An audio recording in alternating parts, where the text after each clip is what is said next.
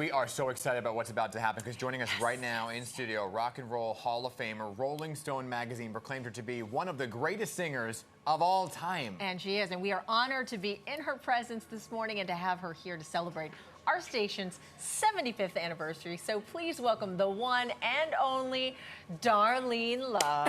Yes, Darlene!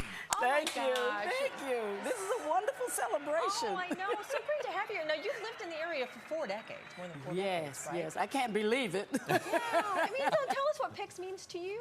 Well, you know what? It's one of the first channels that you start watching when you start watching television because you don't know what to watch. And you see so many different things. And it talks a lot about where I live. I live in Rockland County. So I'm always knowing what's going on in where I live and also what's going on in New York. So that's always a plus. Yeah. PIX11's iconic. You're iconic.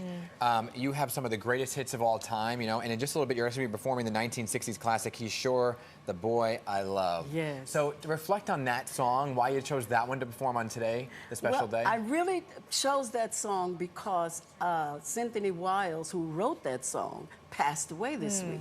And we're the same age. So it really meant something. I haven't seen her, worked with her for a while. She wrote a song for me for the Stevie Van Zandt album, so that was really great. But knowing her and knowing what she was still doing right up until the time she passed is amazing. You know, people always talk about what you do, and you do, this is wonderful, this is great, but you don't know all the other people who are behind the scenes doing the hard work. They present it to you, and you perform it. But, it was, you know, we're losing, we talk about age because we're losing a lot of our people that we've worked with all our lives. You know, so it's really great that I'm doing this show, actually, and I can sing this song. Now, you mentioned working with Stevie Van Zandt. What was that like, collaborating with him? I've known him for 40 years. But I've never worked in the recording studio with him recording me. He's a whole nother monster. I said, oh, hi, Stevie. Oh, my It was fantastic. You know, when you reflect on your life and all the amazing people that you've performed with, right? I mean, Phil Spector was the early days, right? What do you recall about some of those folks and your legacy? Those were my glory days, as I called it, as Bruce, the boss is, my glory days, because I got to know people behind the scenes. Working with Dionne Warwick, I worked for Dionne Warwick for 10 years as one of her backup singers. Then I worked with Elvis, and then I worked with Sam Cooke, and then I worked with Stevie Wonder and Luther Vandross. What about Tina? And Tina. You know, I worked with her because of River Deep Mountain High. Now, that's a whole nother story. We became friends, but you know how you have those friends that are love-hate friends? Yes. But not the word hate. We've been trying to think of another word because it wasn't hate. Okay. But Phil Spector gave me River Deep Mountain High and told me to go learn it. That's all he ever did. He don't tell you why or whatever. Just do it. Yeah, so I learned it, taught the girls the song, and when we got to the studio to record it, Tina was there. Wow. So what do we do? What the hell are you doing?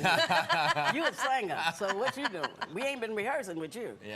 But we got along so well because I knew Phil Spector and how he is. We also know Ike and how he is, so you just go with the flow. And the song came out beautiful, River Deep Mountain High. The only thing, Americans didn't care for it, but it was a big smash hit in Europe. But then over the years, that song took a life of its own. And I still close my show with that song. Now, we're looking forward to having you perform here on our show this morning, but you have something coming up this Saturday, correct, in New Jersey? Yes. I'm going to be in Cataract, New Jersey.